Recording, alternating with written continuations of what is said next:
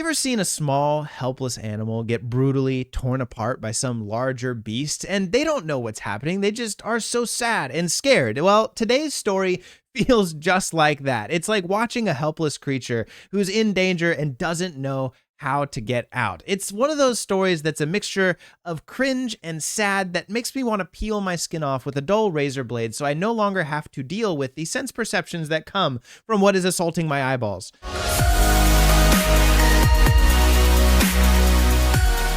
And so now you will also be subjected to it. Because if there's one thing I know, it's that misery loves company. And I guess today's person, his name is Dylan, feels kind of the same way. We're of course talking about the infamous Twitch streamer CCHt, which I don't even know if I should call her infamous because up until this story, I didn't even know she existed. But the story goes that CCHt invited one of her longtime moderators, a gentleman by the name of Dylan, to come and fly to her home, stay with her for a little while, and appear on some of her live Twitch streams.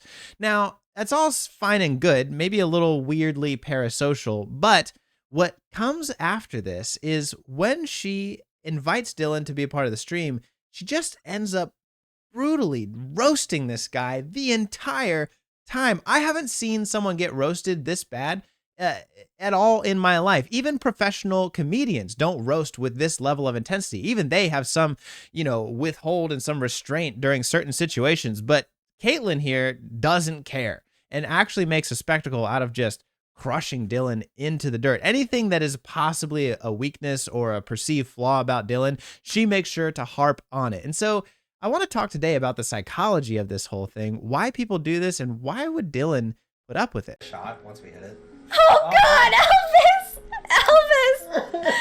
Thank you for $20. Thank you. I need a drink. If you don't know what's happening here, she set a donation goal. If they reach $500 worth of donations on the stream, she's gonna kiss Dylan, which the silly thing about this and the cringy thing about this is that you can tell Dylan is way more into the kiss than Caitlin is. Caitlin sees it all as part of content, more views, more subscribers, more income for her.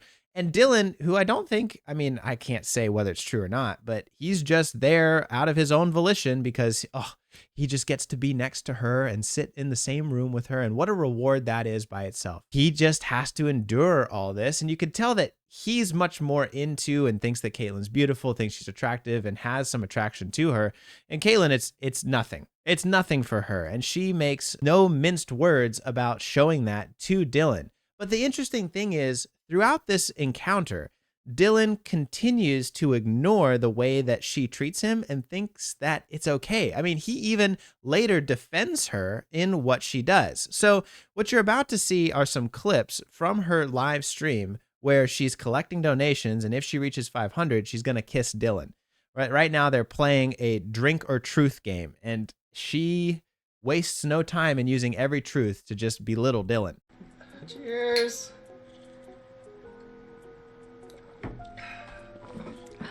Oh God. Okay, so before we do this, can you please clean yourself up? Yeah, I'm gonna go clean up.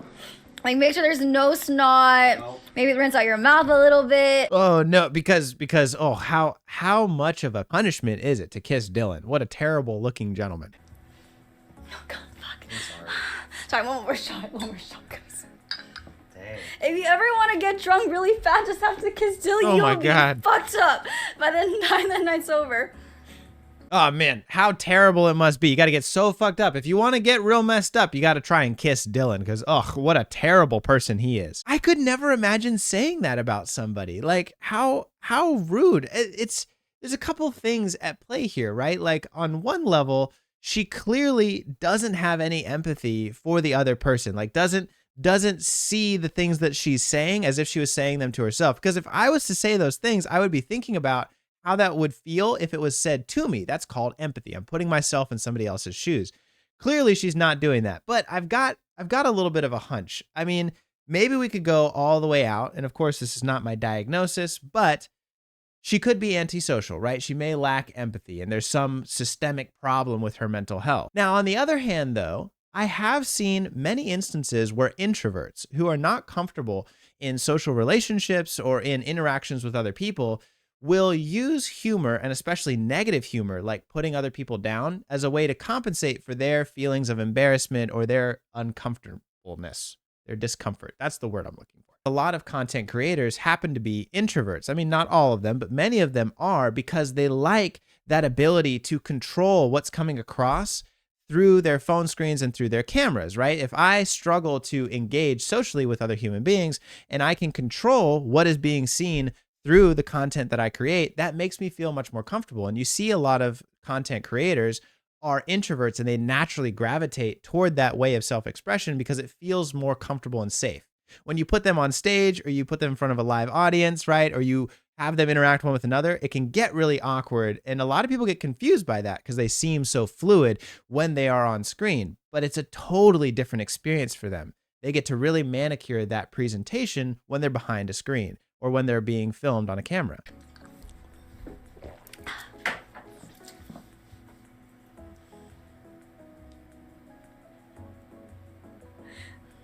This is so hard to watch. Sorry. It's okay. Can you come closer? Okay, this close? Okay. Yes. Okay. Whenever you're ready. Can you pucker up? She's like treating him like Pucker a piece of up. furniture. I have small lips. You just nodded on me. You just nodded on me. This is my allergy. You went little snots. So the reason she's saying that he snotted on her, by the way, is that she has, I think, dogs or cats, and he is like crazy allergic. So his puffy eyes, his red nose, his sniffling is all because he's like trying to hold it together. And apparently he's staying there like while he's trying to be on her live stream. So it's like just insult to injury that he has to deal with these allergies while trying to be there with her. Ugh. Went on my leg. It did? I'm Yes. so sorry. It's okay. Oh my god. All right, come on. Okay. I want to poke my eyes out with a dull fork. It's just oh my god, she's gonna die. It's just the worst thing that could have ever happened to her. She had to kiss Dylan. A goal that she herself set. By the way, she's the one that came up with the idea. This is her live stream, but like, let's play the victim here. Well. Jesus Christ. Look at this guy, man. He's just struggling. Are you okay? I'm good. Okay. I'm back, guys. Sorry, I'm good. I'm good. Yeah, Dilly's living the dream. Aren't you so happy to be here? Yeah. It's my dream, y'all. Yeah, I've been posting pictures of Dilly every single day on Discord, and this guy cannot hang. Dilly's eyes are fucked. He's having a terrible allergic reaction. Look at him. He can't hang. He's holding it together. Look at you. You're fine. It's because I have cats and he's allergic, and he has allergy meds. Doesn't he look like Gru from Kick them while they're down. God. Despicable Me? Sorry, every time I see Dilly, I just start laughing. So why would Dylan endure this? We got to talk a little bit about parasocial relationships. So parasocial means next to, right? So para and then social. So next to socially. It means that this is somebody that you're next to, but you don't actually have a relationship with them. It started because of like TV show celebrities or movie star celebrities. People will become invested in that relationship with them and spend a lot of time, money, energy, and effort to maintain that relationship when the other person doesn't even really know that they exist, or at least doesn't have the same type of relationship intensity with this viewer. And so Dylan is in this situation. A lot of people will, in an attempt to try and get closer to a streamer, become a mod, right? They're like, oh, if I become a mod and I help them out, I will get special favor. I'll get special attention, and that will make me feel good, right? So there's that level right there, which relates to that person's identity. Those people who struggle with their identity a little bit and maybe don't feel very worthy, maybe struggle to feel confident or like valuable themselves, will engage in these parasocial relationships because if I can connect with somebody that is famous, successful, well off, and I have a relationship with them, even if it's a fake relationship in my head, I feel more valuable and more confident as a person. This is my mentality. This is my identity. You see this a lot, and I'm going to call you guys out. I see this a lot with sports, right? People who struggle with their own confidence, assertiveness, and identity. Now, this is not everybody, but they'll often be very much into a sports team because it's like, oh, I've got this collective identity with this group, and I feel good about myself because I'm a part of this team. It's fine to be part of a team, but are you substituting your identity for that team? And you know who I'm talking about, the ones who have their whole house decked out with team coasters and placemats and furniture and the stickers on their car, and it's too much. They're losing themselves a little bit into this team identity. But the same thing can happen with a Twitch streamer. Now, on a deeper level, we got to talk about sexuality and kink culture a little bit, because humiliation can be a huge kink, and some people really enjoy that humiliation. Now, this can be for a wide variety of reasons, and oftentimes exploring a kink and exploring sexual enjoyment will lead us to understanding a person's mental health in a way that probably you couldn't get to in any other context. And so I wonder here too, right? Kind of just giving you an idea of what I'm seeing as I look at this from a mental health counselor perspective, I start to wonder if humiliation is a kink or a fetish for Dylan, because he seems so open to it, honest with it, enjoying it, right? And the reason that might be, again, all speculation because I don't know Dylan, is that when I start to receive humiliation growing up and I start to be really belittled as I'm a child and in this identity formation, I can kind of learn that my identity and my place in the world is to be the butt of the joke. And so if I'm not the butt of a joke, I can actually become uncomfortable. And so a lot of times when they want to feel, somebody who's experienced this kind of trauma in their childhood or in certain areas of their life, they can look for that humiliation in their romantic partner and in somebody that they idolize. Because when they are receiving the energy of humiliation, they actually feel safe. They feel connected to, oh, someone is noticing me. Someone is paying attention to the things that, well, I'm a little bit embarrassed or nervous about. They're calling them out and they're belittling them. I love that I get to be the center of attention and that I am being put in my place. It feels in some strange ways, maybe to you, if this is not part of you, it can actually feel very calming and very connecting. It can also be a really great way to let go of control and feel like somebody else is in charge and powerful and steering things in a direction. You know, oftentimes when we feel burdened and stressed by all the pressures and the things that we have to pay attention to and make sure that we stay on top of, when we release that control to somebody else and then are humiliated and engage in that kind of kink and humiliation, it can feel nice to let go and just let somebody else choose the direction and choose what they say about us and surrender ourselves to it. In a lot of ways, sex can be that, but that's up to each person to find out what works for them. And even so, if you enjoy that kind of humiliation and that kind of kink, it's important to make sure that it's in the context of a loving and healthy relationship where you're engaging with it in certain parameters. Because if left too much, obviously it could be a little bit manipulative and controlling, right? If this expands outside the bounds of a healthy sexual relationship and starts to get controlling and manipulative, that's no good. My fear here is, I think that's exactly what's happening with Dilly. Cute couple, baby, we are not dating. I did not claim this. Yo. Sorry, that's so mean, but don't claim it. Yeah, So yeah, 1 it is hour mean. stream, so every minute counts. I made a donation goal of $500.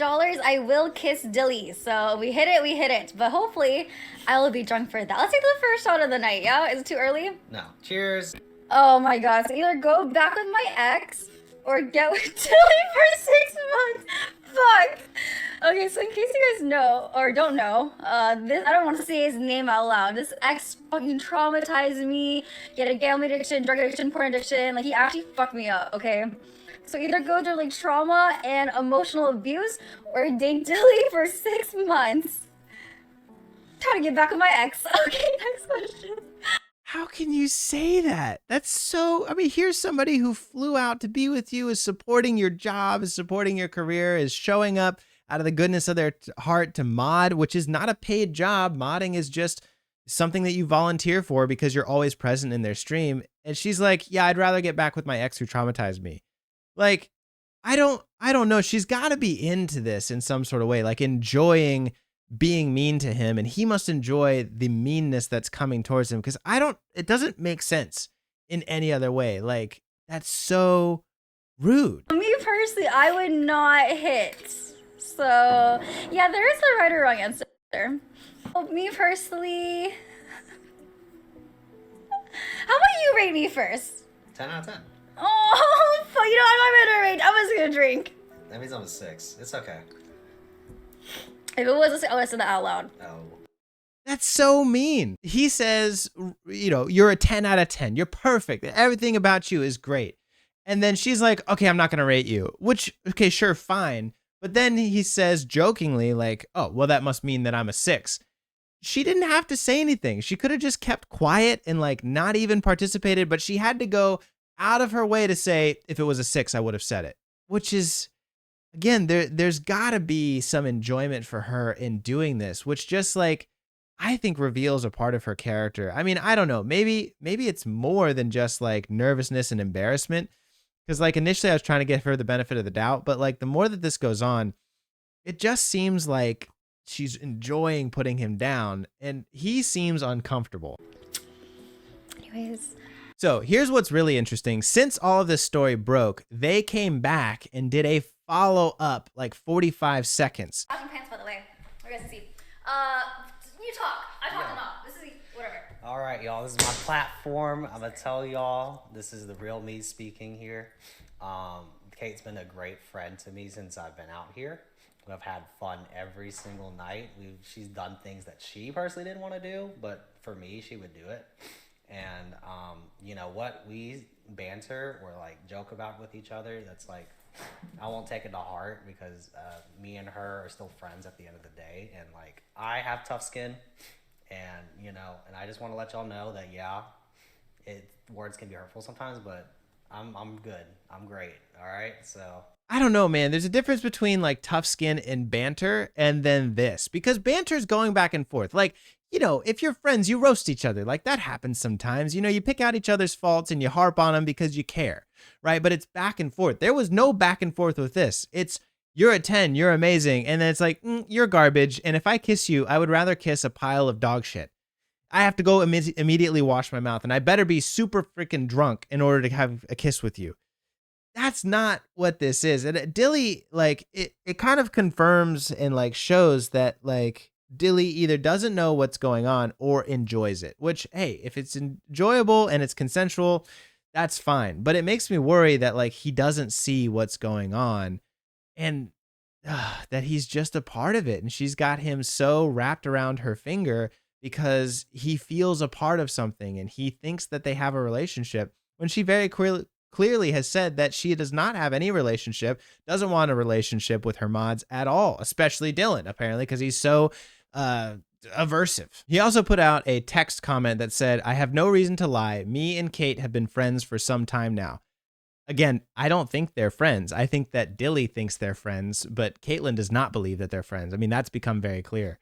Outside of streaming, she has done a lot for me and my personal growth. I want people to understand that I am doing well. What has she done for his personal growth? I mean, I guess that's their personal stuff, and I don't know, but it doesn't seem like she's helping him grow at all.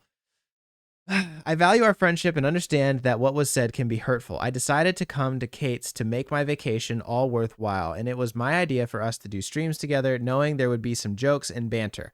I have no regrets on being her friend and doing content with Caitlin. Again, you know, it's his choice about what to do, but I just got some fears. And oftentimes we can find ourselves wrapped up in inappropriate friendships and degrading friendships without really realizing it and thinking that we're friends when we're really not. If you've had an experience like that where you've been in a relationship where you thought it was a friendship or even a romantic relationship, but later found out they didn't give a shit about you, let me know in the comments below. What did you do? How did you get out of it? And how did it mess with your psychology? I look forward to talking to you in the next video. Until then, take care.